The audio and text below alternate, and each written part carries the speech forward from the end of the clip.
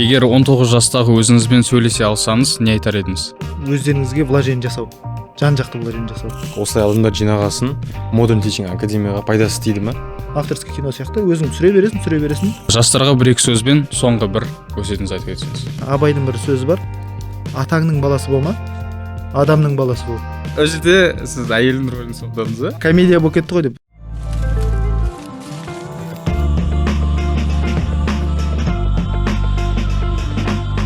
Биіктен ой тастайтын Егей өз ағайын.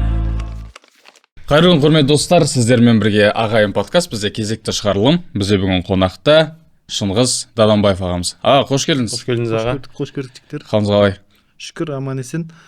Подкасттардың аттары айтатындай ағайын болып араласып отырық. Иә. Сондықтан ағайын болып келіп қалдық. Рахмет. Өзіңізді бір қысқаша таныстырып өтсеңіз. Сол енді қазіргі таңда Астана қаласында 3 жыл өмір сүріп жатырмыз. Негізі Қарағанды өңірінеміз. Өміріміздің көп бөлігі жастармен жұмыс, жастардың төңірегінде.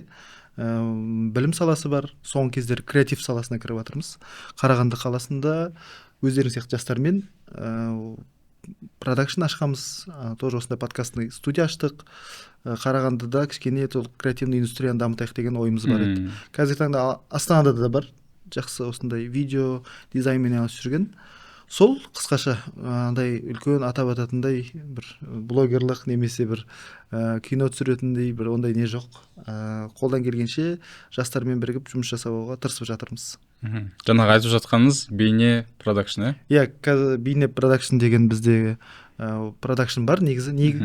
Басында изначально продакшн деп бастағанбыз, өйткені продакшн өте қызық нәрсе. Қазір бірақ Қарағанды сияқты қалада продакшн ұстау дорогое удовольствие дейді ғой. Андай арзан дүние емес екен. Продакшн деген сен бүкіл нең болу керек та. Сенде кино түсіре аласың ба, документальный түсіресің ба, клип түсіресің ба, немесе техникаң болу керек. И оны всегда ұстап отыру. Негізі продакшндар бір үлкен бір жобаның төңірегіне жиналады. Сосын жобаны проекті бітіргеннен кейін қайтадан тарап кетеді. Одан қайтадан проектте қайтадан жиналады. Ал біздің енді қателігіміз демей қойық, біз изначально сразу бүкіл команданы штатқа алып қойдық та. Сөйтіп отырып, кім бізге клип, кім бізге не заказ береді екен деп. Штатқа кәдімгідей зарплатамен. Иә, кәдімгі штатқа зарплата. Енді ол жерде зарплатада болғанда көп жігіттер инициативный жастар, енді Қарағандыда жастар өзіміз кішкене қолдан келейік, жасап көрейік деп бастадық. Идеяға жиналдық басында. И тек қана сол продакшн, тек қана видео саласын ғана аламыз деп кіріскен едік. Бірақ клиенттер өте аз болды Қарағандыда, әсіресе кішкене оларға түсіндіру қиын. Олар жаңағындай майблогерпен, телефонмен, немен түсіре салайық дегеннен кейін бізге маркетингқа кіруге мәжбүр болдық. Сондықтан қазір Instagram бейне маркетинг деп аталады, но түбінде продакшнды имеется в виду. Сондықтан біз Қарағандыда бізге клиенттер көбейіп келді, бірақ сұрайтындары бәрі сол жаңағы SMM маркетинг сұрады. Біздің жаңағы проектімізді атын шығару керек, страничканы дамыту керек, бизнес па көбіне. Иә, сондай болып келді. Сосын біз продакшнды кішкене қоя тұрайық, маркетингқа көңіл бөлік деп өзімізді қинап маркетингті жүргіздік. Но мақсатымыз, түбіміздегі арманымыз сол үлкен кино түсіру, документалка түсіру. Жастар сол бағытта келе жатыр. Және біздегі командадағы жігіттердің көбісі фильммейкерлер. Киноға кішкене бүкіл видеоларымыз, рекламный роликтер болсын, даже продажный роликтер болсын, бәрі кішкене киноға жақындырып түсіреміз. Олардың бәрі жастар ғой сізде командаңызда, иә? Негізі зумерлар барлығы. Мен ғана сәл жаңағындай ағайын дегеннің ішінде кірем. Олар жас балалар бәрі. Жұмыс істеу неміз қызық. Олар жас. Мен сәл кішкене жасым үлкен, 91-ші жылғымын. Бірақ мен ол жерде орг моменттарға жауап берем да. Менікі таныс тамыр, проект тауып беру. Бірақ ішкі бүкіл жұмысын сіздер сияқты жігіттер өздері жүргізеді. Біз сияқты келген ғой кәдімгідей. Бізде де сайт аласың ғой. Иә, дәл сол сияқты. Енді негізі бір жақсы проекттің шығуы сол ғой. Өзі бір адамның екі түрі болады. Біреу істейтін адам, біреу істететін адам. Иә. Істейтін адамдар өзінің саласында мықты болады да. Бірақ өзінің саласында ғана. Ал мен сияқты менеджерлер, олар істетеді. Өзім, мысалы мен өзім камерамен түсіре алмаймын. Телефонмен түсіру мүмкінмін, бірақ камераның базовыйын ғана білем, жігіттерден үйренген, қарап жүріп көріп жүресің. Бірақ өзім бір түсіріп, монтаж жасай алмаймын компьютерде. Бірақ сондай жасайтын адамдардың басын біріктіре аламын да. Сондықтан мен істететін адаммын, жігіттер істейтін адам, сөйтіп екі жақ қосылған кезде жақсы проекттер шығады деп ойлаймын. Сіз өзіңізді творческий адам ретінде айта аласыз ба? Иә, негізі егер сен творческий болмасаң, бұл мәселені сен қатты түсінбейсің. Енді түсінесің, но бірақ математический немен есептеп кетесің да. Ал шығармашылық адамдарға иногда кішкене шығармашылық көзқараспен қарау керек. Өйткені жаңағы выгорание болуы мүмкін. Монтажер бар да. Иә, монтажер түнде күндіз сроктар, дедлайндар қысып тұрған кезде жігіттермен жұмыс істеу, оларға эмоция беру, немесе жаңағындай выгорание кезінде кішкене біз өзі командамен өзіміздің система выработать ете алғанбыз. 3 айда 2 айда сыртқа шығып тұрамыз, табиғатқа шығып тұрамыз, тимбилдингқа, шетелге шыққымыз келеді. Және де осындай творчестволық бір туындылар шықса, жиналып бірге көреміз, немесе закрытый показдарға барамыз деген сияқты. Творческийға жақын болғандықтан мен оларды түсінемін. Ал егер тек қана басшылық болып давай талап етіп, осы уақытта срокта дайын болсын, ананы алып таста десе, ол кезде бәлкім ұзаққа бармайтын бедік. Сондықтан изначально негіз гуманитария болғаннан кейін мен творчество адамдарды түсінуге тырысамын қолдан келгенше. Бірақ кейбір жаңағыдай сленгтар, трендтардан қалып кеткен болуы мүмкінбіз. Жастар көп айтатыны, сіз бізді түсінбейсіз деп айтады да. Мен түсінуге тырысамын. Менің ойымша түсініп жатырмын оларды. Бірақ олар Шыңғыс аға, сіз бізді түсінбей тұрсыз, ол былай ғой негізі деп. Сосын арамызда бізде поколение бар негізі. Мен ең үлкенмін. Сосын Ахат деген біздің жаңағы именно маркетингке жауап беретін Ахат ағайымыз бар. Ол жастардың тілін түсінеді. Бірақ ол уже үлкен дертте түсіреді. Ол маған аударып береді. Негізі бұлар осындай нәрсені айтқысы келіп тұрған еді ғой деп, менің бұрынғы 90-шы 2000 жылғы көрген бір видеоларынан, кинолардан солардан қарап отсылка жасайды. Все, онда түсіндім деймін да. Өйткені олар басқа бір нені материалды айтып тұр, мына кісі басқаны айтып тұр, бірақ түбі біреу да. Сосын дұрыс отсылкалар әртүрлі болғаннан кейін мен түсінбей қалуым мүмкінмін. А так негізі тіл табысып жұмыс істеп жатырмыз негізі. Бірақ енді болады әртүрлі творческий адамдар болғаннан кейін кішкене келіспейтін жерлер болып қалуы мүмкін. Сөйтіп жұмыс істеп жатырмыз. Менеджмент сол үшін керек. Бірнеше адам басын біріктіру. Сіздікі project management қой больше, да? Негізі мен project manager. Немесе айтады жаңағындай директор деп атады. Ол жаңағы сыртқы, ішкі жаңағы креативтің сыртындағы жұмыстар, көрінбейтін жұмыстар бізде. Осында келісу, қай жерде түсіреміз, қалай түсіреміз, қандай зат керек, оны қай жерге апарамыз, кімді алып келеміз. Технический нәрселер ғой біздің міндетіміз. Так қалған ішкі начинкасын жігіттер. Бірақ иногда осындай жиналыстарда біз талқылаймыз, осындай бір кино көргенбіз, осындай жасасақ қалай болады деген сияқты. Мысалы бізде бір проект болды, барбершоп болды, логова деген. И біз сол проектті әр видеосын бір киноға отсылка қылып жасағымыз келді да. Бірінші несі мен ең алғашқы видеосында өзім түскем актер болып. Рекетир деген киноға отсылка жасап. Сіз анау немен отыратын ба? Иә, шапка киіп, курткамен кіріп. Сол жерде сіз әйелдің рөлін сомдадыңыз ба? Жоқ, әйел емес, басында шаш өсіп кеткен біреу сияқты. Көбісі сөйтіп ойлап қалады, бірақ негізі сол шаш өсіп кеткен, парик табылған сол болды да. И сол идеяны мен айттым. Ставкасын жіберем. Бүгін көрдім соны гараж. Оның негізі несі бар, басқа екінші бір өзіміздің вариантымыз, ол вообще угарный, оны негізі көпшілікке көрсетуге болмайды. И оны если что сұрасаңдар жіберем. И сондай идеяны мен айтам, типа кино сияқты түсірейік деп. Бірақ ішкі уже сценарийін біздің жігіттер өздері сценарийін құрады. Мен просто сөз береді, мен оқимын. Бірақ общий идеяны айтам. Давайте кино сияқты. Келесі киноны Аль Пачино сияқты, Крестный отец сияқты түсірейік. Одан кейін джентльмендер сияқты. Өйткені логово, барбершоп деген сол ер адамдардың ортасы ғой. Соған өздеріне түсінікті киноларды түсірейік деп. Жас кинолар ол жақта өтпейді да, аниме өтпеуі мүмкін деген сияқты. Сондықтан мен жақтың идея, жігіттер уже ішкі несін құрап береді, и жақсы бір конфетка шығады. Мен сол видеодан көргенім, жігіт тұрады, аға мен сізге қазір бүйтіп айтамын дейсіз. Иә, давай дейді. Андай бәрібір не бар, жұмыстың сіздің жастармен жұмыс істей алатыныңыз реально көрінеді ана жерде. Мен несін көрдім ғой деймін, андай сыртқы түсірілім ба? Қалай айтады? Бэкстейдж көрдім. Олар жас жігіттер болды, былай ақыл кеңес берді. Енді негізі мен ойым вообще басқаша болған сияқты. Кәдімгі полноценный кино сияқты деп. Жоқ, жігіттер арасында жаңағы өйткені удержание болу керек қой. Кішкене арасында бір-екі нелер триггерный моменттер жасап жүреміз деп. Парикті кигізіп қойды да сөйтіп. Айтамын, мынау кино емес, уже сәл сатира неледі, андай комедия болып кетті ғой деп. Солай болу керек. Бірақ кішкене форматы сол кинодан алынған деген сияқты ғой. Сіздер қашан ашылдыңыздар сонда? Бейне продакшн қашан ашылды?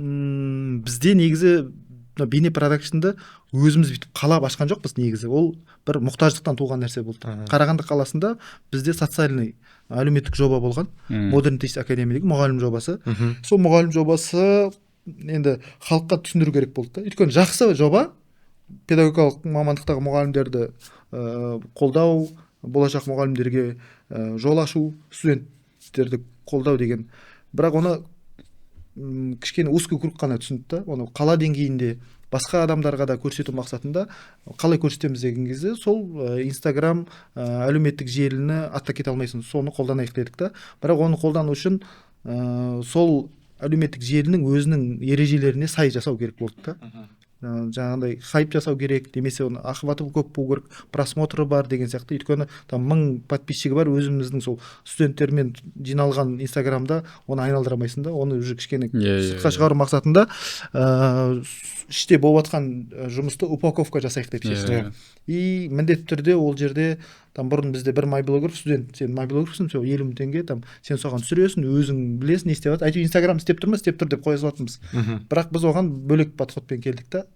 Давайте SMM-ді алайық, аккаунт менеджер алайық жұмысқа, дизайнер алайық, и видеограф алайық, и наконец телефон емес, камера алайық деп сөйтіп бір арзан камераға 500 мың теңгеге камера алып, сөйтіп 3-4 жігіт бастадық сол нені. И 3-4 жігіт бар болғанда олардың уже запростары бар, ол құр жүрмейді ғой. Олар уже жиналыс жасаймыз, олар өз идеяларымен келеді. Давайте әр апта сайын әр рубрикалар қосайық, мұғалімдерді ашайық студенттерге, студенттердің бір өмірін жасайық, Modern Teach Academy'ге қалай келген жолын түсірейік, сөйтіп брейншторм жасап кете берді да.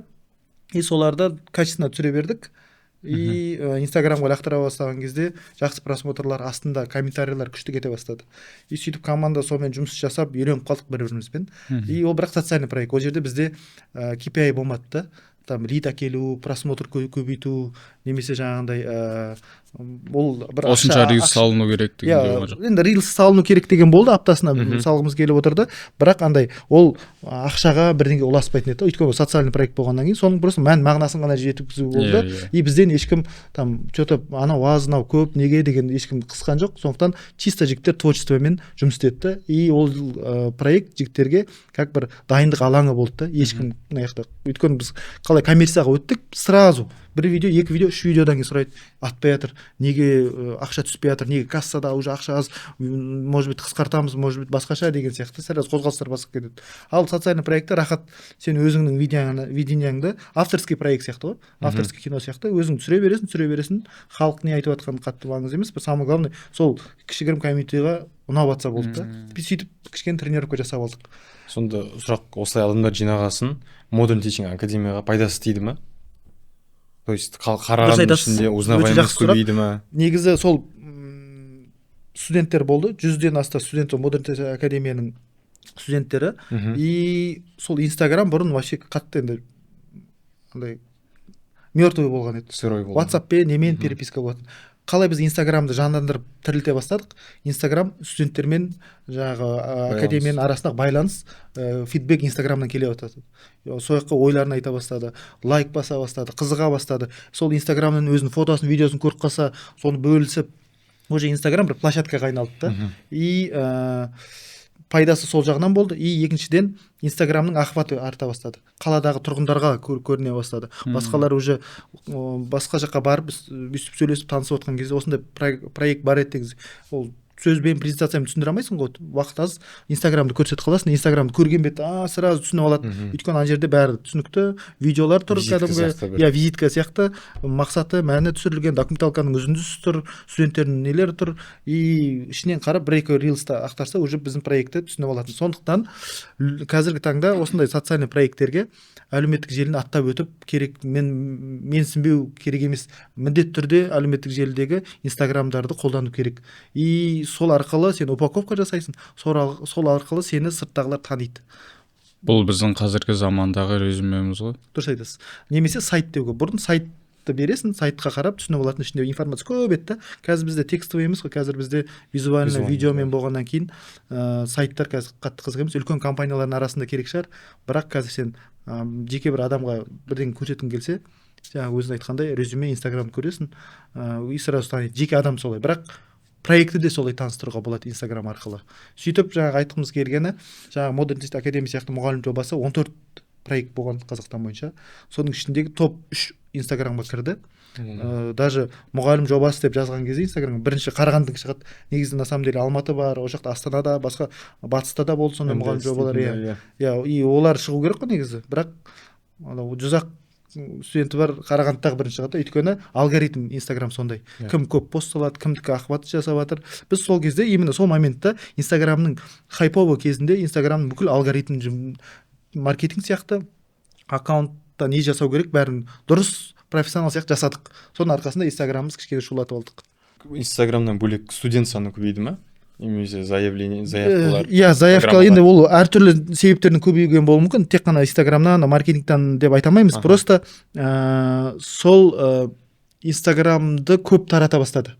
Сол проекттің басқалардың құлағына, көзіне көрінуге Инстаграм көмектесті. Оны жаңағыдай шерит жасап, бір-біріне бөлісе бастады. Мен де Инстаграмнан көретін. Сосын Инстаграм жібереді, проектті түсінеді. И студенттердің арасында да уже там MTA деген ауылдан келген бір-екі жігіттер MTA деген түсінбей мыта деп айтып жүргендер бар ғой. Соларға MTA-дің несін жібересің. Modern Text Academy сол MTA ғой. И MTA деп уже бәрі Инстаграм арқылы проектті біле бастады. Көбісі проектті біледі, одан барып Инстаграмға өтеді ғой. Ал Инстаграмды жібереді бір-біріне. Все уже студенттер де жаңағы Букет студенттері, Қарағандыдағы студенттер уже через Инстаграм бұл қандай проект екенін біліп, көбісі сояққа прямой дайректке жазып, қандай условиялары бар, қалай түссем болады деп жылдан жылға жаңағы конкуренция аса бастады. MTA Apex-та орналасқан ба? Apex Education деген орталық бар, соның ішінде бөлек коворкинг бар, сол жерде орналасқан. Сонда MTA дейтін жалпы мұғалімдікке оқып жатқан студенттерді бөлек дайындайтын программа, дұрыс па? Бір түсіндіріп жіберсек оқырмандарға. Мұғалім мамандықтарға оқушыларды қызықтыру. Мектеп бітіріп жатқан 11 сыныптағы абитуриенттарға мұғалім мамандығына түсші деп айтатын проект. Және түсіретін, көмектесетін түсіруге, түскеннен кейін сол мұғалім мамандығында оқып жүрген кезде 4 жыл бойы оны университетінен базовый білімнен бөлек қосымша біліммен көмектесетін бағдарлама. Және де мұғалім жобасының түпкі мақсаты ол мектеп бітіретін 11 сыныптардың ішіндегі ең жақсы оқитын отличниктер дейді ғой, алтын белгілерді мұғалім мамандыққа түсіру. Сапасын көтеру. Мұғалімдердің сапасын көтеру болашақ. Және мұғалім дегенді брендқа айналдыру. Және мысалы Қарағанды облысында осындай мұғалім мамандығына остаточный стоимость дейді, андай жоғары деңгейге университетке түсе алмай қалған, немесе өзіне сенбей 9-дан кейін колледжға, педколледжға түсе салып мұғалім бола салған балалар баратын. Біздің мақсатымыз, сол жобаның мақсаты, ол мектепте ең жақсы оқитын, 5-ке оқитындар мұғалім болу. Өйткені білесіздер, мұғалімнің алдынан бүкілі тәлім тәрбие алады.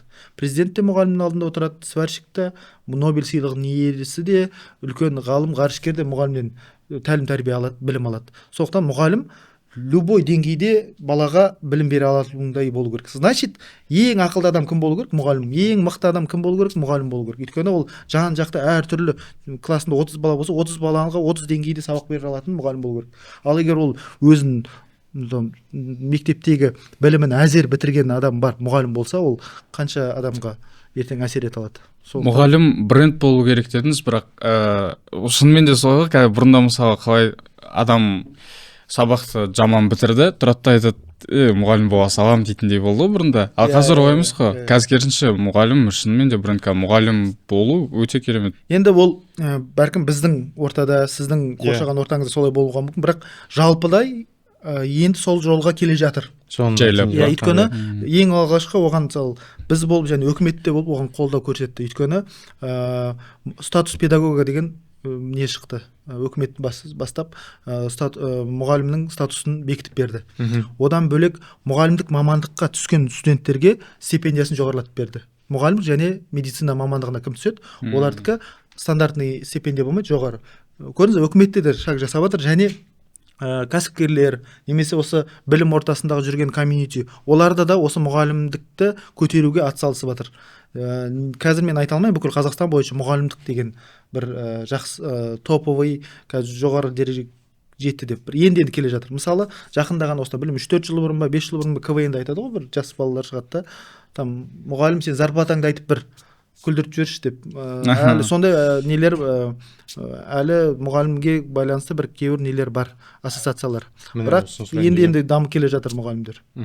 Ол 3 жыл бұрын әзілдейді солай, жалақысы төмендеп. Бірақ қазірде сондай әлі проблема бар ма? Мысалы, сіз бана айтып жатсыз, мұғалім ақылды болу керек, мұғалім осындай болу керек деп. Бірақ не болса да, ертең мұғалім ол отбасы асырайтын адам, ертең өзінің өмірін құрастыратын адам, ол өзінің нанын табу керек деген дейді. Негізі сол жағы қалай? Енді біздің подкаст кішкене креативқа жақын болу керек болды, бірақ жарайды, мұғалімдікті де нақтылап шегелеп бір түсіндіріп кетейік, өйткені ол да маңызды. Сендер жастарға қызық болып тұрса, мен оны 2 сағат 3 сағат айта беруге дайынмын. Қатты созып кетсем айтасыздар ғой.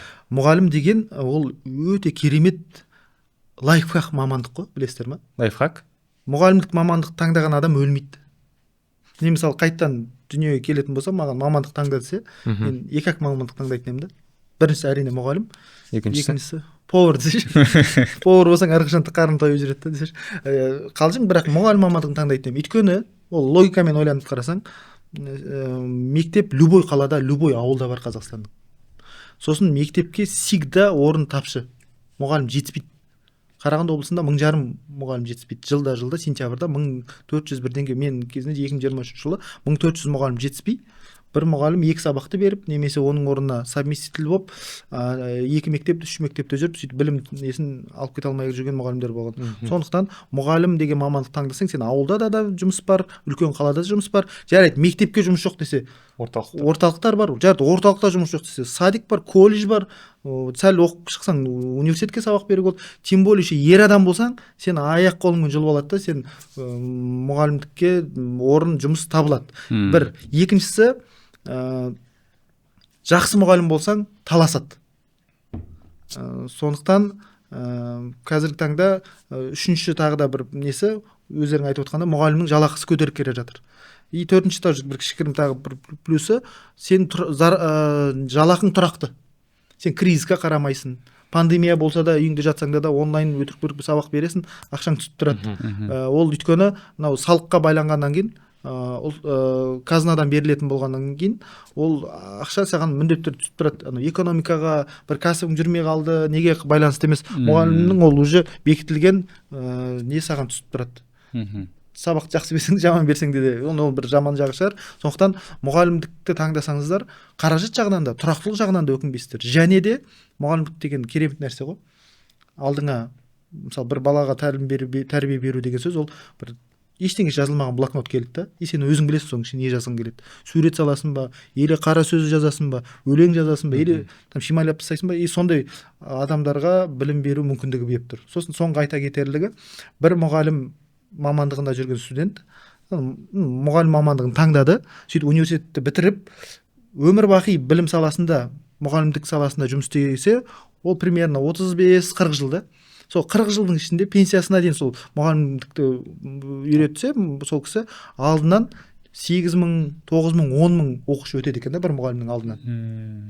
И ол мықты мұғалім болып, сол 10 мың балаға емес, хотя бы 50%-не бір жақсы әсер еткен болса, ол деген цепная реакция ғой.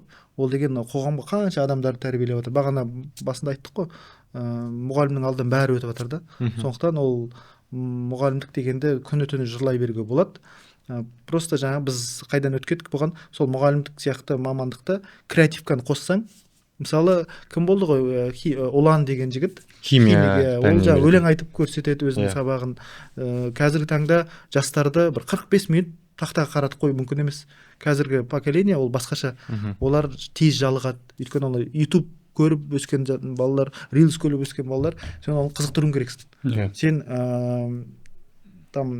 интернеттен әртүрлі видеолар, немесе әртүрлі жаңа технология, ойындар арқылы көрсету керексің да. И сондықтан креативті қолдану керексің. И медианы да, и жаңағы өзіңнің мықты неңді де жүргізу керексің. Инстаграмыңды, немесе ютубың болса, как эксперт ретінде, математик болсаң, географ болсаң, сол өзіңнің сондай нелерің жастарға әсер етеді. Бұл құр ағай емес, бұның еще страничкасы да бар, бұл еще креатив, еще бұның каналы бар, өзінің бір несін жүргізеді деген сияқты, и ол қосымша бір тағы да бір үлес қосады деп ойлаймын. Айналып кеп, бәрібір де медиа оған әсерін беріп тұр ғой. Енді үлкен қазір таңда бүкіл жастар адамдар осы медиаға байланғаннан кейін, медиа өміріміздің бір бөлшегі болғаннан кейін сен ол жерде болу керексің. Біз бүйтіп айтатынбыз, сен бір бизнесмен болсаң, бір товарың бар болса, немесе бір өзің өнерің бар болса, сен Инстаграмда бар болмасаң, значит сен жоқсың деген сөз. Бұрынғыдай заман емес, там бір есікті ашып қойып, базарда, лавкада сататын, немесе бутик ашып қойып, сол бутикте өтіп бара жатқан трафикқа ғана қарап отыратын. Қазіргі таңда адамдар үйінен отырып заказ береді. Қазіргі таңда доставка деген бар. Қазіргі таңда бірінші адам қарап алады, сосын барып бутикқа немесе барып сатып алады. Андай далада жүріп сатып алатындардың саны азайған шығар. Қазір үлкен кісілер болмаса, қазірдің барлығы алдын ала зерттеп алады. Сондықтан сен клиенттің саған бизнестің ішіне кіру үшін сен медиа саласын, социальный сетті, инстаграмды дамыту керексің. Сен ана үйінде отырған адамға, немесе таксиде отырған, машинада отырған адамға телефоннан шығу керексің ғой. Инстаграмға жыл сайын примерно 14 миллиард видео салынады. Сол 14 миллиард видеоның ішінен неге сенің видеоңды көру керек ана адам? Неге именно сен видеоңды көріп, тоқтап көру керек? Білесіздер ғой, видеода, инстаграмда видео неше секундтан аспайды көрілім? 17 секунд, 18 секундтан ары қарай көрмейді. 3 секунд ол дұрыс айтасың. Егер сен 3 секундтың ішінде ұстап алсаң, ары қарай көреді. Бірақ средний просмотр 17-18 секундтан аспайды. Жалып кетеді адамдар. 30 секунд көрсе сен риза боласың ғой. Сен 1 минуттық видео салып тастағансың, 30 секунд өтпей уже өткізіп жібереді. Еще 2x-пен көреді ғой. Енді ол YouTube подкастты сөйтіп көруге болады. Инстаграмда енді білмеймін, мен до конца көремін. Бірақ Инстаграмның өзін білесіз, красный зонасы бар жан-жағында. Отвлекающийлер. Анау бүйтіп үлкейтіп жүруін редко қолданады екен да. Мен де сол қазір уже соны біліп алғаннан кейін қасындағылардың мешайт етеді. Өйткені подкастны көріп алғанбыз ғой бәріміз. Лишний ештеңе болмау керек та. Сондықтан мысалы мен подкаст көретін адамдар олар премиумға тіркелу керек та YouTube'та. Өйткені сен подкастыңда келе жатсың, аяқ астынан екі аяқпен реклама кіріп керек та саған. Оның бәрін алып тастайсың, тихий режимде көресің. Дәл сосын Инстаграмда да қазір соған келе жатыр. Инстаграм ұзартып келе жатыр видеоларды, білесіздер ғой. Қазір Reels сериал дегендер шықты, бірақ ол жерде қатты атпай қалды, қайтадан өшіп қалды. Қазір Инстаграмда болмасаң, значит сен жоқсың деген сөз. Айналып келіп соған келеді. Жаңа бейне продакшнға оралсақ, сіздерге адамдар келеді ғой, осындай істеу керек, заказбен жұмыс істейсіздер ғой кейде. Мынандай проблема бар ма? Қазір мен мысалы Threads'та көп оқимын, басқа жерде көп көрем. Мысалы мобилографтар, видеографтарға заказ келеді, олар жұмыс істейді, одан кейін ақша жағы қиын болып жатады. Өйткені олар білмеймін бір чаттардың нелерін көрсетеді, ана жерде заказ берген адам кәдімгідей лақтырып кетіп жатады. Это из-за того, что они не работают прям по договору. Өте дұрыс. Сіздер договормен істейсіздер ме? Больной тема. Мен бүйтіп айтатынмын, майблогерлер, дизайнерлар, мықты жігіттер. И олармен біз бірге жұмыс істейміз. Біз ИП болып, ТО болып жұмыс істейміз. И иногда олар бүйтіп қарайды маған.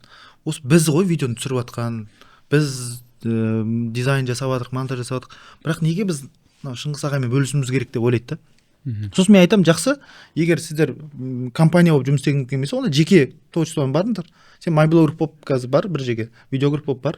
И сенімен бір адам, клиент сенімен сөйлескен кезде сен бір адам деп қабылдайды да, 20 мың теңгеге келіседі сенімен. Ал егер сен компания болып сөйлессең, 200 мың теңгеге келіседі сенімен. Нөлдер сан бұл жерде әсер етеді. Өзің сата білу, өзіңді бағала, өзіңді арзанға нетпе деп айтып қойған, тойып алған сондай неге. Сөйтіп үлкен чектер қояды да, жалғыз жүрген инфлюенсерлар. Бірақ ана клиент оны басқаша қабылдайды. Өйткені ментально ол бір қарапайым бір адам ғой. Бұған мен сонша төлеймін ба деп ойлайды да, сөйтіп бір жай жүрген бала ғой. Бұған осындай бере салайын деп уже сені жалғыз өзің, мен просто ешқандай ипім жоқ, нем жоқ, мен жалғыз өзім деп барсаң, саған сразу бағаң түсіп қалады. Ал егер сен бір продакшн осындай компаниямыз бар, міне біздің инстаграмымыз, міне бізде осындай бірнеше команда жүреді, мен жалғыз өзім емеспін, мені сізге дизайн жасап береді, мен түсіремін, тағы монтаж жасауға көмектеседі, біз бұны бояймыз, одан кейін pre-production, post-production деген бар, керек болса да ары қарай там правкаларын жасаймыз, міне мына жақта сценарийін құратын жігіт бар, міне Ахат деген осының маркетолог бар, бүкіл қарап береді, оның үстінде ол болмай жатса, міне директор бар Шыңғыс ағай. Короче, үлкен команда екенін көрсетесің, сразу чегің өседі. Сондықтан егер сен жаңағындай нәрсе лақтырып кетіп жатқан көп қай уақытта кездеседі, жеке келіскенде, жалғыз өзің болып келіскен кезде менсінбей қояды сені. Қанша мықты шедевр түсіріп берсең де. Ал егер компаниямен түсірсең, біріншіден саған сенім артады. Бірнеше үлкен компания екен ғой, бірнеше мықты проекттер, кейстер бар екен ғой. Екіншіден договормен байланады. Біз сразу договорды алдына қоямыз. бір. Екіншіден, біз басында бастаған кезде клиенттердің бүкіл айтқанына көне беретінбіз. Сөйтіп жарты жыл жұмыс істедік та, қой, что-то жаңағындай болып бара жатыр. Сөйтіп сразу клиентпен келісеміз, біз постоплата. Бізге бірінші ақша төленді, содан барып жұмыс істейміз. Соған өтіп алдық. Өйткені сен кішкене кейстер көрсеткеннен кейін уже оған талап етуге кішкене құқығың бар. Иә, өйткені бізде сондай кейстер болды, төлеу жағынан созып кеткен. Сондықтан біз айтамыз, сіз ғой бізге келіп тұрған, сіз бізді іздеп келдіңіз, біздің услугамызды алғыңыз келіп тұр, міне договор, 100% сразу төлейсіз, сосын барып біз келісеміз. Иногда бір кейбір нелер бар, социальный проекттарға, нелерге оған өздерін түсіріп береміз, немесе бартермен деген, бірақ клиент болып келіп тұрса, біз сразу 100% ақшаны алып аламыз да, сөйтіп, бірақ біз договордың ішінде біздің де жауапкершілігіміз бар. Біріншіден түсіріп береміз, екіншіден 24 сағат, 48 сағаттың ішінде түсіріп, дайын видеоны жібереміз, материалды. Одан правка жасата аламыз, 3-4 рет правка жасай алады. Бізде лояльнымыз о жағынан, и өзіміздің качествоға жауап береміз. Сондықтан win-win болу керек екі жақ. Сен үлкен шедевр түсірмей атып, немесе нетпей атып, үлкен шектарға шығып кету қиын да. Сондықтан бірінші үлкен осында командада жүріп, команда, үлкен ақша, сен жеке өзің көп ақша таппау мүмкінсің, командан көп ақша табады, басшылық көп ақша табады деп өзің айтсаң, бірақ сен опыт жинайсың бір. Екіншіден, командна работаны үйренесің. Одан кейін системаға үйренесің, дедлайн дегендерді үйренесің. Сосын барып уже өзің ары қарай жеке продакшн ашып кетсең болады, немесе өзің жеке сольный карьераңды бастап кетсең болады. Пісу дейсіз ғой. Иә, пісіп алу керек қазанда кішкене. Жалғыз өзің піссең күйіп кетесің да. Шыңса Кардифф университеті ашылу құтты болсын. Рахмет. Сол футболкамен келіп отыр екенсіз. Жалпы Кардифф университеті туралы әңгіме айтып өтсек. Негізі ашылуы қалай болды? Кардифф университеті туралы негізі біз көп реклама жасамайды екенбіз. Агрессивный реклама жоқ Кардифф туралы. Өйткені көбісі Кавентерді біледі, Алматыға Демонфортты білуі мүмкін, бірақ Кардиффті көп білмейді. Енді кірісіп жатыр Кардиффтің рекламасына. Бұйыртса осы алдымыздағы жылда жақсы площадкаларға шығамыз, өзіміздің сіздер сияқты подкастны неміз дайындап жатырмыз, мықты маркетинговый, подкастный, видеограф жігіттер, студенттеріміз өзіміздің, және сырттан да үлкен мамандар келіп жатыр. Бұйыртса ол жағын дамытамыз. Енді аяқ астынан естіп қалған болса, мен сол Кардифф университетінде жұмыс жасаймын қазір таңда. Енді өмірім, біздің өмірлік неміз жастармен жұмыс істеу болғаннан кейін қазір сондай мүмкіндік туып тұр екен. Сол жақта жұмыс істеуге мен қуана келісіп, қазір ол жақта жұмыс жасап жатырмыз. Кардиффтің да медиасын дамыту керек, бірақ негізі кейбір нәрселер болады, қатты рекламаға мұқтаж емес. Өйткені биыл енді біз студенттер саны келді, 120. 120 бала, көбісі грант оқығаннан кейін қатты не болмады. Ал енді келесі жылдарға біз негізі биылда бізге 1000 бала заявка берді, соның ішінен 300 бала грантқа түсті. Олда да негізі конкуренция ғой. Ал келесі жылдары одан да үлкен конкуренция болады. Инстаграмын дамытамыз, бүкіл жақ Қазақстанды естіп жатыр. Алдында бізде бірнеше поинттар болды, жаңағындай ашылуы, грант опенинг болды. Одан open day болды, енді студенттердің іс-шаралары болып жатыр. Қазір нелерде көп қонақтар келіп жатыр. И бізді жаңағындай отметка жасап жатыр. И біздің неміз дамып жатыр. Біз ашқан кезде қанша? Бір 300 адам болған Инстаграмда. Қазір 7000-8000-ден асты. 1-2 айдың ішінде. Жақсылап дамытып жатырмыз. Енді ол университет деген бөлек ол. Оны жаңағындай как товар ретінде, бір не ретінде жүргізе алмайсың. Оның өзінің этикасы бар. Кардифф университеті өздеріңіз білетіндей, ол Британиямен бірігіп ашылып жатқаннан кейін, Кардифф деген ол Британиядағы Уэльс деген мемлекеттің Кардифф астанасында 145 жылдық тарихы бар университет. Сол Қазақстанға келіп отыр. Соның Қазақстандағы полноценный филиалы. Және де оның өзінің жылдар бері келе жатқан өзінің салт дәстүрі бар, өзінің бір имиджі, бренді бар. Солдың төңірегінде ғана біз әңгіме айта аламыз. Бірақ Қазақстанның жастарының креативін қосып, бір ерекше бір дүние жасауға тырысып жатырмыз. Өйткені екі жақта да учет ету керек. Өйткені құндылықтар бар. Сол бұл жерде Кардиффтің келуі ол тек қана үлкен біздің қазір жастарымыздың үлкен болашаққа бір мүмкіндік алу ғой. Шетелдік білімді шетелге бармай-ақ алу мүмкіндігі. Және де Кардифф университеті Russell Group деген бар. Ресторандардың ішінде Мишлен деген бар ғой. Бүкіл топ ресторандар соған тізімге енгісі келеді. Дәл сол сияқты Қазақстанда бізде Russell Group-тың құрамында бар университет жоқ. тек қана осы Кардиф қана келіп тұр. Russell Group деген ол бүкіл әлемдегі рейтинг. Англиядағы университеттердің рейтингі. Және де әлемдік рейтинг, университеттердің рейтингінің ішінде Кардиф университеті 180-ші тұр.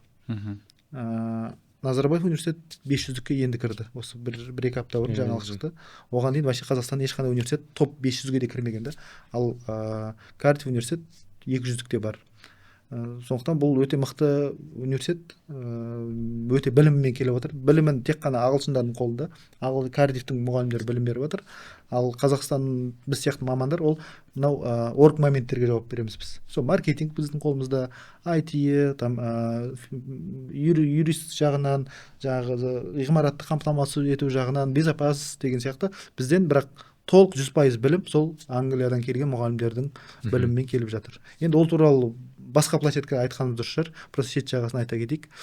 Кардиф университеті Қазақстанда бұл енді неден пайда болған, жаңағы біздің ел президентінің бастамасымен Қазақстанда топовый университет ашылсын деп тапсырма берілген. Қазіргі таңда бірнеше университеттер ашылып жатыр Қазақстанда. Соның ең бірі және бірегейі осы Кардиф университеті деп білеміз. Ол жоғарғы ғылым білім министрі Саясат Нұрбектің осындай университеттерді бізге Қазақстанға әкеліп, және де қазақстандық жергілікті кәсіпкерлер оны қолдап, және ауылдан жан-жақтан келген студенттердің ол университетке түсіп, мықты білім алып жату осындай ұжымдық, жан-жақтық жұмыстың бір нәтижесі деп білеміз. Бұйыртса 1-2 жылдан кейін үлкен подкастта осы именно Кардифтің Инстаграмының ішіндегі несін қалай жүргіздіңіздер, Кардиф деген не деп келіп отырайық. Өйткені қазір біз алдын ала көп нәрседен айта алмаймыз. Енді тай басып келе жатыр. Енді 1 жылдық бізге мүмкіндік беріңіздер. 1 жылдан кейін уже көп нәрсе айтуға болады. Қараңыз аға, енді жаңадан ашылды, өзі 320 студент бар. Бір қызық жағдай болған шығар, бір ашылу кезінде, білмеймін. Бір өзіңіз айта кетсеңіз, бір жақсы бір история болса. Именно университетке жалпы сіздің Кардифтағы нақты позицияңыз қандай? Мен қазір ол жерде департамент сервиса дейді, инфраструктура, соған жауап беремін. Енді біздің университет туралы айтқан кезде білмеймін, енді анау Кардифқа түскен балалар басқа университеттерге түсіп тұрған ғой. Басқа қазақстандық шетелдік университеттерге спокойно түсіп тұрған студенттер документтерін алып бізге келді. И бұл жерде қазір мақтанған сияқты боласың, бірақ қазіргі студенттердің деңгейі бөлек екен бұрынғыдан қарағанда. Университетте енді сіздер мысалы барған университеттеріңізде жылдар бойы қалыптасқан бір ереже бар, уже сіздерге 2-ші курс, 3-ші курстар не істеді, соны қайталап істеп кетесіздер да. Бізде ерекшелігі ешкім білмейді да қалай болған. Енді 1-ші курстар 1-ші рет келіп жатыр, ғимарат бұрын басқа ештеңе болмаған, жаңадан салынған ғимарат, оның қазір басында жүрген адамдар да жаңадан Кардиф сияқты шетелдік университет жүргізіп көрмеген. Енді шетелдік университетте жұмыс жасағандары бар, бірақ полноценно ашып көрмеген. Бірінші рет болып жатыр, сонымен қызық болып жатыр бәрімізге. Бұл челлендж болып жатыр бізге. Өйткені үлкен мемлекет басшысының тапсырмасы тұр, бүкіл халық қарап тұр, ана балалар қалай болады екен деп бізге сеніп документін тапсырды. Қазір оқып жатырмыз. И балалардың деңгейі кішкене бөлек екен. Өздерімен өздері 1-ші аптадан бастап өз жұмыстарын өздерін жасап, бөлмеде компьютермен бірдеңе жасап жатыр. 1-ші жыл бізде фаундейшн болып жатыр. Фаундейшнның өзі кәдімгідей бір сабақ болып жатқандай, ғылыми жұмыс қорғап жатқандай, кәдімгі студенттер бөлек-бөлек өздерінің нелері. Қазір уже бізде волонтерский топтар, әртүрлі клубтар, кино түсіреміз дейді, ағылшын әдебиетін етеміз, поэттер жиналып жатыр. Көп қызықты күшті нәрселер болып жатыр. Сіздерге де, студенттерге де челлендж болыпты ғой кәдімгідей. Студенттер енді солай болу керек сияқты болып қабылдап жатыр да, өйткені көбісі. Ал енді біз картинаны үстінен көріп тұрғаннан кейін бізге үлкен челлендж болып жатыр. Ал студенттер бәрі күшті, бәрі дұрыс, бәрі қадағаланып тұр деп кіріп жатыр ғой. Енді солай болуға тырысып жатырмыз. Солай да негізі, бірақ енді бір жақсы қызық оқиға өтіп жатыр бәріміздің басымыздан. Бұйыртса бір жақсы нәтижеге жетейік. Қазақстан, жаңағы Саясат Нұрбектің айтатын несі, көп айтатыны, Қазақстанды білім хабына айналдырайық. Қазақстаннан жан-жаққа барып оқымасын, Қазақстанға келіп оқысын. 30 мыңға жуық шетелдік студенттер Қазақстанға келіп, осы жақта ақшасын төлеп, осы жақта білім алып, осы Қазақстанның территориясын білім несіне айналдырғысы келіп жатыр. Өйткені Қазақстан тек қана жер асты қазба байлығымен ғана атақты ғой. Ал енді жердің үстіндегі байлық ол білім ғой. Сондықтан біліммен де Қазақстанды бір үлкен хабқа айналдырғысы келіп жатыр. өйткені Расул Групп орталық Азияда жоқ та. Сондықтан жан жақ көршілеріміз таяу шығыстан басқа жақтан да келіп оқысын. Сол мақсатта үлкен университет ашылу керек. Оған біз қазіргі таңда деңгейіміз жетті. Біз қазір уже кейбір нәрселерден тезірек сапалы қазақ, сапалы азамат болуымыз керек. Тек қана бір нәрседен емес. Бізде өнер жағынан да мықты әнші, бишілер, мысалы кеше ғана Димаш Құдайберген бүкіл әлемді Madison Square Garden'да өлең айтып жатыр. Спортшыларымыз топ жарып жатыр. Барлығы нетіп жатыр, бірақ білім саласында да үстіп қолдауымыз керек. Бізде негізі барлығы бар. Просто кезінде бір мынандай оқушы кезімде оқығам, Жүсіп Баласағұнның бір сөзі бар. Әрбір бала бір жұлдыз жарқырауына жәрдем ет. Біздің каждыйымызда бір мықты потенциал бар бойымызда. Просто соны бағдар беріп ашып жүруге көмектесу керек та. И сол кезде біз топ жарамыз. Бәріміз бір жұлдызбыз негізі. И Қазақстанның деңгейі, потенциалы спокойно бүкіл әлеммен деңгейлес болуға жетеді. Өзіміздің потенциалымызды ашуымыз керек. Әсіресе білім потенциалы.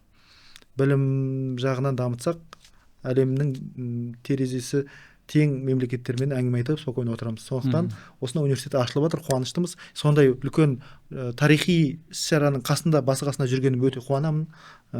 И қолымнан келгенше жұмыс істеп, ол жерде қалай пайдалы болам? Ментально пайдалы болам ба, креатив жағынан ба, физически бірден көтеру керек бола ма? Барлығын әйтеуір қолдан келген сол жақта жұмыс жасап жатқан жайымыз бар. Сіздерде де қазір жалпы қоғамға айтарымыз, әркімнің өзінің бір кішігірім проекті болу керек. Там жұмыс, үй, бала-шағадан аспасаң, сен сөйтіп өтіп кетесің. Қанша адам сөйтіп өтіп кеткен, өтіп жатыр да, хайуанда да сөйтіп өмір сүріп өтіп жатыр ғой. Хайуан да баласын кейбір адамдардан да жақсы көреді, жақсы күтеді. Содан асу үшін кішкене бір із қалдырып кету керексің. Із қалдыру мақсатында үлкен аспаннан ай іздеп керек емес. Просто кішігірім проект. Сол кішігірім проекттен үлкен проектке өтесіздер. Сондықтан осы сіздердің подкаст, осы креативті дамытайық деп жатқандарыңызда ол кішігірім проект. И адамда проекттің мышление де қалыптасады. Бір жобаны өзі басынан аяғына өз жұмыстың бір басы бар, ортасы бар, соңы бар ғой. Процесс бойсын бәрін кішкентай істеп үйренген адам ертең үлкен мышление қалыптасады. Отбасыда бір проект. Білім диплом алып жатсыңдар, университет. Ол да сенде бір проект. Одан кейін оның қасында кішкентай сөйтіп бір кішкене осындай үлкен жаңалықтарды ашуға, бір новыйдан бір нәрселерді енгізуге тырысуымыз керек. 10 рет көріп, әйтеуір біреуінде бір жақсы бір нәтиже шығуы мүмкін да. Сондықтан сендер жасап жатқандарыңызға біз қуанамыз. Осындай шақырсаңдар әрқашан келеміз, қолдаймыз, бөлісуге дайынбыз өзіміздің білімімізбен.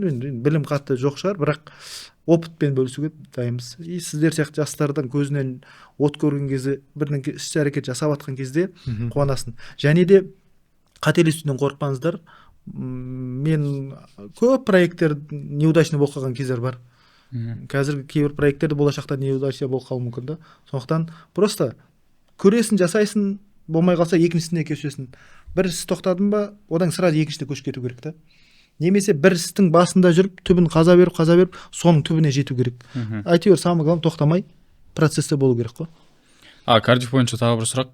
Бүгін балаларға айтқан негізі Шыңғыс ағамен келесің деп жатыр кешке деп. И оларда сұрақ болып отыр, басқа университеттен Кардифқа ауыса аламыз ба деп. Үлгермей қалдық, енді естіп жатырық деген сұрақтар болып отыр. Маркетингтің несі болып тұр ғой? Иә, біздің де жігіттердің арасында. Сол біз маркетингті дер кезінде жүргізбедік па, немесе сәл басқа нәрселерге көңіл бөліп кеттік. Өйткені ол жерде университет ашу деген оңай емес та. Көп басқа жұмыстарға мән беріліп, маркетингті былай қосымша қылып қолдандық. Негізі бағана әңгіменің басында айттық, ол үлкен бір құрал, оны менсінбеу, оны ұмыт кету мүмкін емес. Сондықтан сондай естімей қалдық дегендер көп болып жатыр қазір.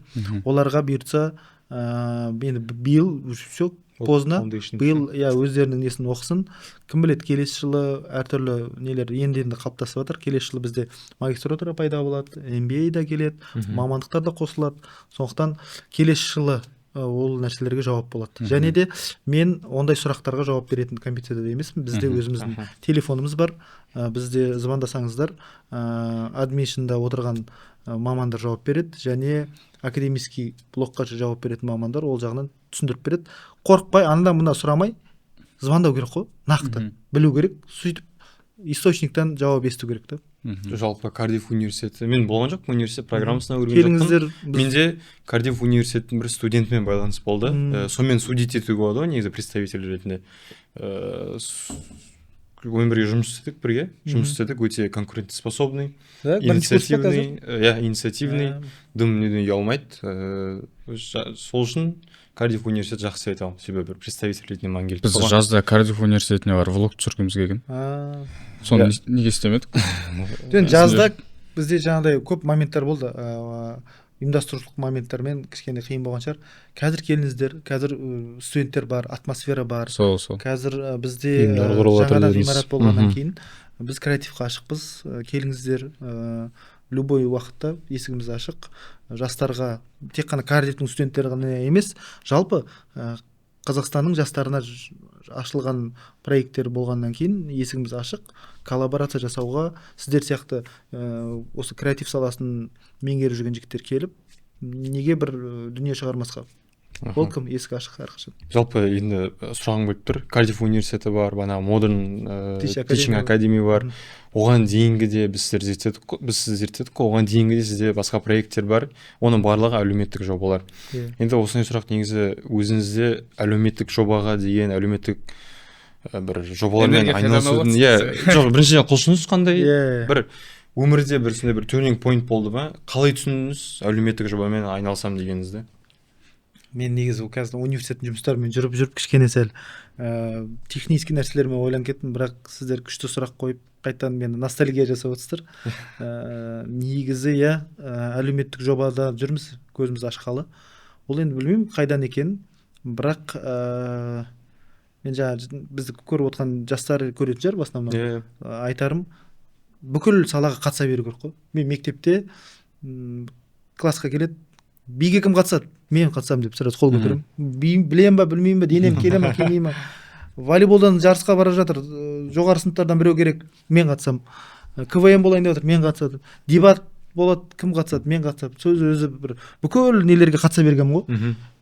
Сөйтіп қазір жастарға бір кеңесім, университетте болсын, мектепте болсын, бәріне қатысып көріңіздер. Өйткені ертең өкінбейсің да, 40-50 жасқа кезінде анамдай бар еді, мысалы мен любой адам ішінен бір матч көріп отқанда, или бір 17 жастағы бір ямалдар доп теуіп отқан кезде, мен де негізі үйтетін едім ғой деп ойла. Сөйтіп ойла, даже Анарбектер қарап, мен де сөйтетін едім ғой деп отырасың да. Үйтіп ойлап ететін едім ғой дегеннен гөрі сен өзіңнің кішкентай алаңыңда істеп көрсет, тексеріп көрсет өзің қабілетің қандай екен. Сөйтіп мен бүкіл үйірмелерге қатысып көрдім ғой. Мен ең алғашқы жұлдыз сәтім ол театр ғой. Театр болғанда анау алтын күз болады ғой, сол алтын күзде бағбанның рөлін ойнағам ғой. Анау нелер тартатын ше. Сөйтіп бағбан шалдың рөлін ойнағам. Одан кейін екінші Қыз жібек Бекежанда. Жігіт Сұлтан болған жоқсыз мектепте? Жігіт Сұлтан всегда екінші орын алып қалатын. Красавчиктер бірінші орын алып кететін. Сөйтіп мен неге Қыз жібек несінде Бекежанды ойнағам ғой. Сөйтіп Бекежан менің немді тағдырымды ашты десе, өйткені ана бәрі төлегенді ойнағысы келеді да. Сөйтіп мені что-то драматург Қадыр Баймұрзин деген кісі бар еді, сол кісіге рахмет айтамын. Алғашқы сөйтіп сахнаға шығарған кісілер ғой. Сөйтіп Бекежан ойнашы шыңғыс дейді. Түрің кеп тұр, как раз. Сөйтіп мұрт салып беріп, мен ана жерде айғайлап, сауыт киіп алып, кәдімгідей садақ аттыңыз артынан. Садақ атты тептік деген сияқты. Сөйтіп театрға қатысып көрдік, одан кейін спортқа да, және де ең көп маған әсер еткен ол дебат. Мен мектептің дебатынан өттім, одан кейін мектеп аралықта, одан қалалық, областной, сөйтіп біраз жерге дебаттарға қатысқан жайымыз бар. Және университетке барған бетте ең бірінші мен таңдаған үйірмем ол зиялы қауым деген, сол клубқа барып, сразу уже сол жағын резиденті болып, уже дебаттарға қатысып кеткем. Сондықтан университет айтқым келгені, өзіңді былай гадать етпей, анаған көр, наған көр, и сол қай жағы жақсы получается, соны ары қарай кете бер. Сондықтан мен спортты да көрдім, футболға да ойнадым, волейболға да барып көрдім. Енді жасың үлкен болған, активист болғаннан тыға береді ғой бүкіл жерге. Бірақ футбол спорттан кішкене икем кемеді. Бірақ ішімнен наоборот спорт жаққа тартқым тұратын. Ана жаққа енді баратым. Сөйтіп бір кезде ойландым да, спорт не қуала бермей, жастар, таланттар, тума дарындар бар, ортадан бастап алдап кетеді. Солар нетсін. Секірген кезде бірінші неге ұратын волейболистер, солар өз менің кішкентай жігіттер. Лучше мен өз қолымнан қайсысы келеді, жаңағы дебат. Сол жағынан қоғамдық нелер, мектептің президенті болдым. 9 класста 10-11 класстың балаларымен президенттікке таластым. Сөйтіп 9 класста президенттікті ұтып алдым. Сөйтіп жауапкершілікті беріп қойды. Жатақхананың ішіндегі тәртіпсіздікті тоқтат деді. Тәртіпсіздіктің ішіндегі ең үлкен менің челленджім ол насыбай тоқтату. Бізде интернатта оқыдым ғой. Сондай бір кішкене қиын кезеу болған. Қарағандыда ма? Иә, Қарағанды облысында Балқаш деген жерде интернат болған. Сол жақта мен сразу анау бір айдың ішінде тоқтаттым. Қалай есімде жоқ қазір, бірақ мен жаңағы тәрбие жөніндегі бас шақырып алып, Шыңғыс, сен қолыңнан бірдеңе келеді екен ғой. Мен оған дейін кішкене сәл сотқар болып жүргенмін ғой. Сөйтіп ол кісі маған сенімді. Сөйтіп әрі қарай қоғамдық істермен мектеп кезінен бері айналысқам. Және де бүкіл айналысып көргеннен кейін кішкене өмірінде де өскеннен кейін де сол іштегі бар нәрсе сыртқа шығып трансляция болады екен да. Сондықтан одан кейін студент кезімде оқыған кітаптарым бар. Ортадағы мықты өзінен мықты жігіттердің осындай қоғамдық істермен жүгіріп жүргенін көрдім. Университетте волонтер болдық, өз-өзін басқару ұйымдарында мүше болдық. Одан кейін уже 3-4 курстан бастап уже сол мектепте, университетте алған нәрсемен уже ары қарай өзіміз уже проекттер ашып жұмыс істей бастадық. Сондықтан ол да үлкен әңгіме. Қоғамдық жұмыспен айналысқан ұнайды, және де адаммен жұмыс істеген ұнайды маған. Негізі адаммен жұмыс істеу өте қиын жұмыс. Негізі қанша адам сонша ой бар. У каждого свои тараканы дейді ғой. Ал темірмен жұмыс істесең, ағашпен жұмыс істесең, ағашты кессең солай кесіледі.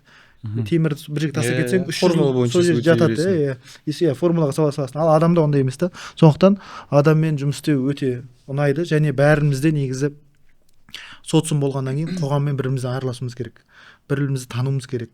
Сол үшін бізді әртүрлі тілмен, әртүрлі ұлт қылып, әртүрлі ортада жаратты да. Сондықтан біз бір-бірімізді ізденуіміз керек, бір-бірімізбен коннект құруымыз керек. Ол коннект неден болады? Ол жаңағы қоғамдық нелерден, социальный іс-шаралардан сөйтіп бірімізді. Маған Абайдың бір сөзі бар.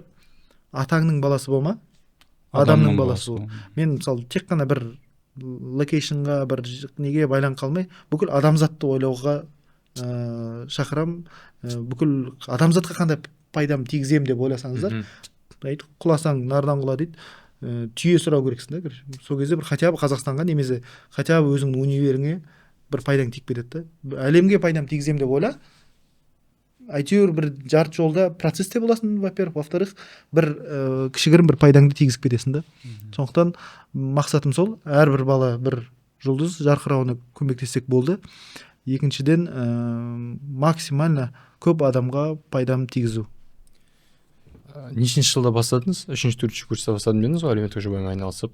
Иә, негізі мен сол 1-ші курста дебатқа қатыстым да, уже 2-ші курста маған сол дебат, өзім университеттің дебатының клубын басқаруға мүмкіндік келген. Сол кезде бір себептермен оны басқармадық та, кішкене кітап оқуға, өз-өзіңді дамытуға, мамандықты игеруге көңіл бөлдік. Сөйтіп Алматыда оқыған кезде бізге ол кезде Жас Отан жастар қанаты болған, соның Алмалы ауданының басшылық несі келген. Ол кезде жаңағы спорт және мәдениет деген не бол, соның координаторы болуға не берген. И оны да алып жүріп бастадық та, бірақ кішкене сабаққа кедергі болды да. Кешке жақын барасың, жиналыстар бола береді, сосын форумдарда флешмоб ол кезде дейеді, флешмобтың хит ет, сайлаулар болды, сол жақта жүресің, сосын кішкене өзімізге де көңіл бөлейік деп ол жақты да үйреніп алдық та. Сөйтіп негізі қоғамға пайда тигізу содан да пайда не болған шығар. Өйткені мен 1-ші курста біздің университетке түскен кезде сайлау болды, президентке сайлау. Сол кезде мен волонтер болғанмын ғой. Волонтер емес, наблюдатель болғанмын ғой. Сөйтіп мені бір бюллетендердің. Иә, кәдімгі сайлау болып отыр, сол жерде қарап отырасың, жап-жас баласың. Бірақ мен анау бір Медеу ауданында таулардың арасында бір больницаға не қылып қойды, наблюдатель қылды. Мен өзімді важно сезініп, костюмчалар киініп алып барсам, ол жақта сол больницада жатқан 17 адам дауыс береді. Сосын жан-жағында бір дачалар бар. 70 адам келу керек екен. Соны наблюдать етеді. Бірақ өзімді бір сол кезде елге, жерге, бір үлкен бір әділетке, бір күшті бір нәрселерге пайдам тигізіп жатыр екенмін деп жандым. 1-ші курста ғой. Универдің ішінде топ 35 деген бізде болатын. Әр факультеттен 2-3 баладан таңдайтын. Сөйтіп ол ректордың командасы болатынбыз. Біз іс-шара, университеттің ішіндегі іс-шараларды біз жүргізетінбіз. Сол кезде соның ішіне кіріп, сөйтіп сайлауда не болып кеткенсің, наблюдатель болып кеткенсің ғой. Күшті. Бірақ соның өзі бір үлкен патриоттық сезім оятып, елге, жерге бір көмек көрсетуді оятқан шығар. Шаңса, сіздің қазір отбасыңыз бар, Иә. Бала шағаңыз? Иә, ұлым бар. Күшті. Қаншама проект арасында жалпы қазір Кардиф бар, одан да басқа. Сіз бейнені жүргізіп жатсыз ғой негізі әлде? бейнені жүргізбеймін. Мен негізі бейнені мен жүргізбеймін. Мен клиент тауып беремін бейнеге десеңізші. Договорды қол қоямын, ақша түскен кезде қараймын. В основном онлайндасыз ғой? Иә, онлайн. Екі қалада бар, Қарағандыда және Астанада. Негізі бірақ қазір енді университеттегі жұмыстарға байланысты ол жақ кішкене ақсап жатыр. Және де мына нәрсе, жігіттер кішкене өсіп жатыр. И вовремя дейді ғой, уақытында оларды да босату керек, жіберу керек. Өйткені уже олар қараған деңгейінен немесе жаңағындай бір осындай рекламный роликтер түсіруден кішкене өсті. Қазір біздің видеограф жігіттер уже үлкен мықты продакшндарға өтіп жатыр. BSN продакшнға кетті. Бір жігіт өзі сольный студиясын ашып, қазір осы Астанада Айтұлтан деген жігіт бізде фото, видео өзінің несін, жеке карьерасын бастап кетті. Ахат мырзаны басқа үлкен нелер шақырып жатыр, шахтер сияқты нелер, біздің инстаграм жүргізуші деп. Сондықтан бізде қазір бірнеше проект қана қалды таңдаулы. Біз үлкен қаражат төлей алатын, және де ол проект тек қана продажаға байланысты емес. Типа саудасы ертең жүрмей қайса, ол нені қысқартайық? Аренаны қысқартамайды, зарплатаны қысқартамайды. Несін қысқартады? Маркетинг қысқартады. Сендер аз түсіре салайық, 10 рилс емес, 2 рилс, немесе сіздер тек қана там сторис түсіріңіздер, сөйтіп солардың бәрін отказ бердік та, қазір 1-2 тұрақты жобалар ғана қалдырды. Енді қараңыз, жалпы қоғамда жұмыс істеу негізі энергия затыратыны. Сен энергияны кәдімгідей алып қояды. Адамдармен жұмыс істейсің, қандай да бір мәселелерді кейстарды шешесің. Жалпы сонымен қатар сіздің отбасыңыз бар. Кешке келіп отбасыңызбен жалпы білмеймін, шаршаңқы сөйлеспейсіз ба? Жалпы отбасыға көңіл бөлу қалай сізде? Жоқ, енді бағана айтып отырмын, қоғамда өскен адам, социуммен жүрген адам, ол адамнан адам энергия алады. Аурасы адамнан әсер етеді. Енді жақсы ортада жүргеннен кейін, жақсы проекттердің қасында жүргеннен кейін, и жасап жатқан жұмысыңның бір результатын көргеннен кейін әрқашан шабыттанып жүресің да. И ол керісінше саған энергия береді. Үйіңе наоборот энергиямен барасың. Бірақ шыны керек, қазір ол да енді жасырмай айту керек, бүкіл жақта экшн болып, бүкіл жақта жаңағындай нетіп жүру қиын. Мен үшін отбасым ол өзімнің жеке өмірім. Ол жақта энергияң бар ма, жоқ па қарамайды. Бала хаққысы бар, әйелдің хаққысы бар, отбасы хаққысы бар. Оны максимально беруге тырысамын. Мен оны бүйтіп, отбасылық ішкі өмір бар, және де отбасының энергиясын да толтырып тұру керек. Біз оны сыртқа шығумен, активный отдых дейді. Біз көп атқа міну, табиғатқа шығу, 2 айда бір қаланың сыртына шығып қайту, жылда бір шетелге шығып қайту деген, оны отбасымен жасаймын. Мен мысалы бір күшті бір нәрсені көріп қалсам, осыны отбасымен бөлісім керек еді деп ойлаймын сразу. Бұрын жас кезімде мен достарыма айтсам болатын дейтін, мен сразу мен бала шағама обязательно осы күшті жерге апарым керек. Бір кафе, ресторан немесе бір жақсы бір культурный центрлар ашылып жатса, мен түртіп аламын да.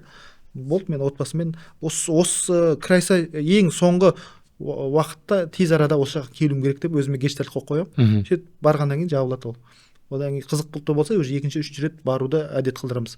Қызық болмаса, деп нормально екен дейсің, кете бересің. Сөйтіп қандай қызық бар, қандай новый афишалар болып жатыр, қандай бәрін бүйтіп қарап отырамын да, и отбасыға қалай ыңғайлы келсе барамыз. Керемет. Сөйтіп отбасымызды энергиясын кішкене толтырамыз. Бізде қазір соңғы сұрақтар қалды. Мен сізге қойып отырамын, сіз қысқа нұсқа жауап беріп отырсыңыз. Топ 3 кітап и кино. Негізі көпшілікпен жұмыс істегеннен ол нәрселерді былай топтамасын жүргізбейді екен, біреу сұрайды, мен айтып қалайын деп. Қазір соңғы кітаптарды айтайын. Атомный привычка оқып бітірдім. Өйткені әдеттерді қалыптастыруға. Негізі енді творческий адамдарды әдет қалыптастыру өте қиын. Спонтанно өмір сүресің да, кете бересің. Сондықтан сол кітапты оқысаңыздар, кинодан фантастиканы жақсы көремін. Сосын бұл нақты бір сериалдарды, киноларды айтуға болады, бірақ пост-апокалипсис киноларды жақсы көремін. Себебі неде? Экшн. Жоқ. Мен мынандай фантастика деген кезде андай фантастикаларды, космостағы фантастиканы жақсы көремін. Сосын пост-апокалипсис киноларды. Өйткені конец света болып жатқан, немесе зомби апокалипсис болып жатқан. Ол неге оны жақсы көремін? Өйткені бүкіл адам бірдей деңгейде қалып қоятын. Сол маған керек та. Анда мысалы қазіргі өмірде біреу бай, біреу өзінің авторитетімен алып кетеді, біреу несімен ал егер андай бір конец света болып жатқан кезде сен байсың ба, кедейсің ба, сен мұғалімсің ба, сен оқушысың ба, бәрің бірдей болып қаласың да, и сен сол бірдей ситуацияда выживать етуің керексің. Мысалы маған мен неткім келеді, ана бір жағдай быт шыт болып қалды, и телефон жоқ, звондай алмайсың, скорый шақыра алмайсың, полиция құтқара алмайды сені. Сен өзіңнің чисто хард скиллдарыңмен, софт скилл, өзіңнің скиллдарыңмен алып шығасың ана жерде. И сонда киноларды, мысалы Walking Dead деген сериал бар. 7-ші сериясіне дейін көріп, одан ары қарай далбаса болып кетті, фантастика болып кетті. Сондай нелік ұнайды маған. Одан кейін космоста выживать ету, өйткені маған қызық. Ол жақ өйткені басқа кинолардың бәрін бір 10-15 минуттан біліп отырсың қазір. Өйткені өзі драматургияның өз несі бар ғой, шарықтау шеңберінде жетеді, хэппи эндпен бітеді, немесе там өзінің жанрына байланысты бүкіл кино түсінікті болып отырады. Қалай түсіргенде біліп отырасың. Сондықтан сен түсінбейтін киноларды көргің келеді. Сондықтан осы кино фантастикамен нені көрсеңіздер жақсы болады. Сіз үшін үлгі тұтатын адам? Мен үшін екі бағыттағы үлгі тұтатын адам бар. Біреуі өмірден өтіп кеткен кісілер. Олардың ішінде маған үлгі тұтатын ол енді пайғамбарымыз саллаллаху алейхи вассалам. Сол ең адамзаттың ішіндегі ең идеальный адам кім деп сұраса, мен пайғамбарымыз айтамын, қалғанын бәріміз пендеміз. Сол өмірде жоқ кісілердің ішінде сол, ал өмірде бар кісілердің ішінен тағы да бір не кумирің болу керек. Өйткені ол сені мақсатқа жақындатады. Ана адам істеген, мен істей алады екенмін ғой деп соған ұмтыласың. Сондықтан біреу жаңағындай өмірде жоқ кісілердің ішінде пайғамбарымыз, ал өмірде бар кісілердің ішінде кімді айтса болады? Қазір менде өмірде тірі адамдардың ішінде қалмапты ше. Іздеу керек срочно. Болған негізі. Срочно ма? Вакансия шықты. Если что, шыңғыстың несі. Негізі енді тағы да өмірден өткен адамдардың ішінде Дінмұхамед Қонаев қатты маған қызықтыратын. Қалай ол жаңағы ел басқарып жүріпті да қарапайым болып қалған, және басқа нәрселерге креативкамыз Өзбекәлі Жәнібекке қалай мүмкіндік берген, мәдениетті дамытып, технична отырып дамытқанда. Сондықтан сондай адамдар менің үлгі тұтатын адамдар. Анау видео қатты ұнайды маған. Барлығы тұрады да, бір ата тұрып Дінмұхамед Қонаевтың қолынан ұстайды да, Дінмұхамед Қонаев басқарғанда қарындарын тоқ болды деп айтатын бір аға бар ғой. Сол видео қатты ұнайды. Келесі, сізге жетістікке жетуге көмектескен басты қасиет? Нетворкинг. Сіздің perfect day дейді ғой, өзіңді айтып өтсеңіз. Түсіндіріп өтсеңіз сұрақты, ашық. Күндік бір тәртібіңіз, ең идеальный күндік тәртібіңіз. Түнде жатар кезде бүгінгі күнді қорытындылау және келесі күнге пландау. Таңертең тұрған кезде ең ауыр жұмыстарды бірінші жасау. Осы сонымен ғана нетем. Түнде жатқан кезде анализ, таңертең жұмысқа кірісердің кезінде анализ. Сол сені неде ұстайды всегда. Бір тонуста ұстайды. Негізгі өлер жазады, нетеді, ол да дұрыс. Бірақ мимен анализ жасаған, ол уже подсознательный сол күні жасамай тынбайсың да. Армандап жүрген, бірақ әлі орындамаған арман? Мақсаттарым бар, орындалмаған. Бірақ арман жоқ, орындалмаған. Арман орындалу ол тағдырға байланысты. Егер Аллах тағала қаласа орындалады. Так орындалмай жүр екен, ойбай, орындауым керек деп жүрген қатты нем жоқ. Мақсат бойынша. Қандай мақсатыңыз бар? Мақсаттар секрет болмаса. Үлкен жоба жасау. Андай массовый жоба. Мысалы жаңа қазір Кардиф университетінде 350 адам жұмыс істеп жатыр. Мен 350 адамдық проект жасап жатырмын деп ойлаймын өзіме. Modern City Академия кезде 100 адам болды деген сияқты. Отбасымда үшеуміз деген сияқты. Массовый деген сенің жобаң көпшілікке пайдасын тигізген бір үлкен жоба болса екен. Минимум Қазақстан деңгейінде, максимум әлемге бағана айтқандай, адамзатқа бір пайдалы тиетін үлкен бір жобаның басы-қасын. Өзім авторы болу емес, сол үлкен бір жобаның бір түбін қасында болдым деп тарихқа сөйтіп еніп кетсе екен деп ойлаймын. Егер 19 жастағы өзіңізбен сөйлесе алсаңыз, не айтар едіңіз? Тіл үйрену деп айтатын. Ағылшын тілі, испан тілі, көп тілдер үйрену керек. Және дисциплина. Осы екі нәрсені үйренетінім, айтатыным өзіме. Жастарға бір-екі сөзбен соңғы бір өсиетіңізді айтып кетсеңіз. Жастарға, өзімізде жастардың қатарында шығармыз. 34-тен кейін жастардан шығады екенсің. Соңғы жылым мен биыл жастар қатарында. Бірақ Біріккен ұлттар ұйымында не болып жатыр? қаралым болып отыр. Не 40 жасқа дейін жастардың жасын 39-ға дейін созайық деп шанс бар сияқты. Біреулерге бірдеңе ақыл айту ерте шығар бізге. Не айтсақ болады жастарға? Қазір жастар мен қатты қуантады, өздерінің ұстанымдары бар. Бодандық санада емес та. Влияние етпеген және әке-шешелерде олардың жас болғанда кішкене сәл креативқа, кішкене бостыққа кеңес бергенде қазір жастарға менің ақылым кішкене сәл өтпеуі мүмкін да. Сондықтан мен жастарға айтарым, қазіргі таңда өздеріңізге вложение жасау, жан-жақты вложение жасау. Өйткені университет бітіргеннен кейін сенен талап етуші болып қаласың. Қазір сен үйренушісің да. Ал диплом қолға алғаның бітті, сенен талап ете бастайды. Сен уже сол университет 4-ші курсқа дейін сенің өмірлік багажың ашық тұр. Сен соған садиктегі кездегі, әке-шеше отбасындағы кездегі саласын, мектептегі үйренген нәрсені саласын, университеттегі соңғы нәрсені, ең соңғы жабылатын ол мынау диплом саласы, сонымен жабылады да. Немесе кейбіреулер әскерге барады, әскердегі скилл үйренеді, сонымен жабылады, сөйтіп құлыптанады. Сол багаждың ішіндегі нәрсемен өлгенше өмір сүресің. Аяқ астынан 30 жаста сен чемпион бола алмайсың. Геннадий Головкин әлем чемпионы болу үшін 20 жыл спорт залдағы тердің арқасында чемпион болды. Аяғында мен ертең чемпион боламын, ұйықтап, таңертең чемпион болуым нереально да. Сондықтан қазіргі таңда сіздерде университетпен бір-екі нәрсе ғана бар. Сіздерден ешкім талап етіп отқан жоқ. Анау бол, мынау бол, үлкен өмірлік нелер. Сендерден білім ғана талап етіп отыр, оқуды. Соны істе де, қалған бос уақытында өз-өзіңе жұмса, өз-өзіңді дамыт, кітап оқы, тіл үйрен, әртүрлі бағытта өзіңді тексеріп көр, бір спорттық дағдылар қалыптастыр. Үлкен мықты спортсмен болмасаң да бір таңертең зарядка, кешкі бір жүгіру, өзіңді соны қалыптастырып, сол багажыңа сал да, сөйтіп сол багажникпен өмір сүресің. Өйткені 25 жастағы адам бір тупит етіп тұрса, оған білмейді екен деп айтпайды да. Оған үндемей, мәні бір түрлі деп қарайды. Ал кішкентай бір 9-дағы бала бірдеңе ерсі қылық жасап тұрса, ей балам қой деп оған айтады да. Сондықтан сіздерде 1-2 жыл ғана қалды. 1-2 жылдан кейін қазір сіздерге ей қойсайшы деп айтуы мүмкін, бірақ 1-2 жылдан кейін ешкім сіздерге ештеңе айтпайды, сені уже біледі деп қабылдайды да. Сөйтіп жанашырлар да азаяды. Ең соңғы бір немен аяқтайық. Бала адам дүниеге келген кезде, кішкентай сәби болған кезде мамасы қарайды оған.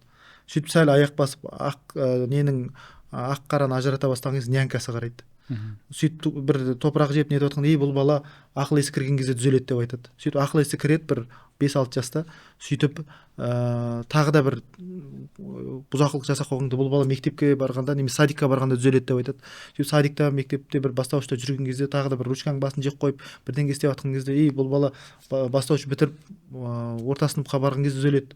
Орта сыныпқа барасың, алдында отырған адамның шашын тартып немесе доппен терісін сындырып қоясың. Бұл бала 11 бітірген кезде түзеледі деп айтады. Сөйтіп 11 бітіріп кішкене ақыл уже 5 минут студентсің, ақылын тоқтатқансың, сөйтіп жүрген кезде бір практикаларға тиісіп қойып, анау деп үйтіп қойып, нетіп қоясың. Бұл бала ертең университетке барғанда түзеледі деп айтады. Сөйтіп университетке барып, уже маман иесі болып, оқу бір білім алып жүрген кезде, тағы да бір ерсі қылық жасап тұрған кезде, ертең бұл маман иесі болған кезде, мамандық жұмысқа барғанда түзеледі деп айтады. Сөйтіп сен жұмысқа барып тағы да тупит етіп тұрсаң, ары қарай бұл өйткенде түзеледі деп айтамайды.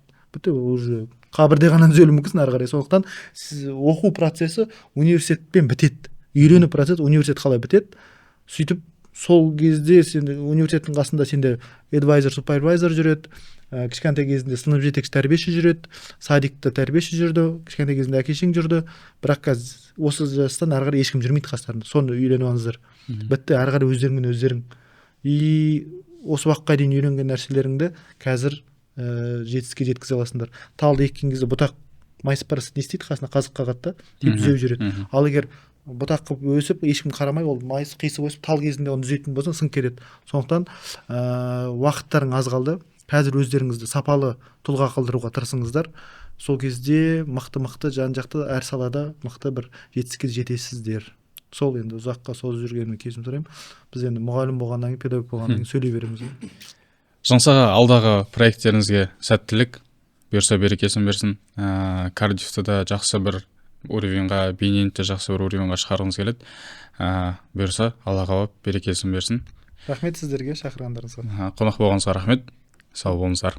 Құрметті достар, бізде жаңа ғана Шыңғыс ағамызбен подкаст аяқталды. Кішігірім өзіңіз білесіздер, рубрикамыз бар. Фидбек деп. Ағайын рефлекс. Ағайын рефлекс, иә. Жалпы Абылай не түйдің? Қалай подкаст күшті болды ма? Қалай болды? Подкаст күшті болды. Андай енді өзімізде бір деңгейде бір әлеуметтік жоба ғой осы подкаст деген. И осыға келіп осыған әңгімесін тыңдап кішкене бір қалай шабыт дейін ба, бір дем беріп жіберді жаңадан. Сол бір жағынан жақсы болды. Саған қалай болды? Күшті. Ең ұнаған жері қандай болды? Педагогпын деді ғой өзі. Сол педагог екенін көрінді. Кәдімгідей бір сұрақ қойдық, соны прям толықтай прям қамтып жауап беруге тырысты да. Өте күшті, керемет. Жалпы сосын маған ең андай ұнаған жері соңында не сұрадық қой. Бізде әр қонаққа қоятын сұрақтарымыз бар ғой. И соңғы сұрақ жастарға айтатын ақыл өсиетіңіз қандай деді. Деген сұрақ болды. Оның жауабы ұнады маған. Соңында өзін қосып жібергені. Уақыт аз дегені ма? Жоқ, осылай айтқаны. Жалпы мен дегенім ғой енді. Әр осы біз адамбыз ғой. Қазір біз студентпіз, біздің қалыптасып жатқан бір заман қалыптасқан бір период болады. И ол айтып жатқандай әр периодтың өзінің талабы болады да. То есть, мысалы сен оқушы болсаң, сенен не күтіледі, сен не талап етіледі, ол сабақ оқу, университетке дайындалу деген сияқты. Студент болған кезде сенен не талап етеді, сен оқу талап етеді. Сол негізі өзекті тақырып деп ойлаймын, потому что қазірде енді өзім студентпін, сен де студентсің, біздің де қатарластарымыз бар, студент бола тұра басқа да бір нәрселермен айналысып жатқан, хотя олардың аға айтып кеткендей басты фокусы осы оқуда болу керек. Себебі қалыптасу кезінде олар қазір айналысқан нәрсемен негізі олар студенттік шақтан кейін айналысу керек. Сол үшін басты фокусты егер де оқуға қойып өзін дамыту фокусқа қойса, студент болғаннан кейін де армандап жатқан нәрселеріне уже дамыған түрде оңай жетеді деп ойлаймын. Сол үшін ағамен келсем, бізге де сіздерге де осы басқа жастарға да біздің оқырмандарымызға да үлкен бір жақсы бір подкаст болды деп үміттенеміз. Ағаның несі жалпы коммуникациясы өте күшті. Қаншама проекттардың жоба жетекшісі болды. Сол себепті ол кісінің подкастынан, бүгінгі подкастта мен сенде бір кірпіш дүниеге кетігін тапта бір қалам деп атайтын едім. Сондай тақырып қойдым бүгін подкастта. Құрметті достар, көргендеріңізге рахмет. Бұл біздің кезекті шығарылымыз. Осымен тамам. Сіздермен болған Абылай және де мен Марғұлан. Сау болыңыздар. Сау болыңыздар ағайын.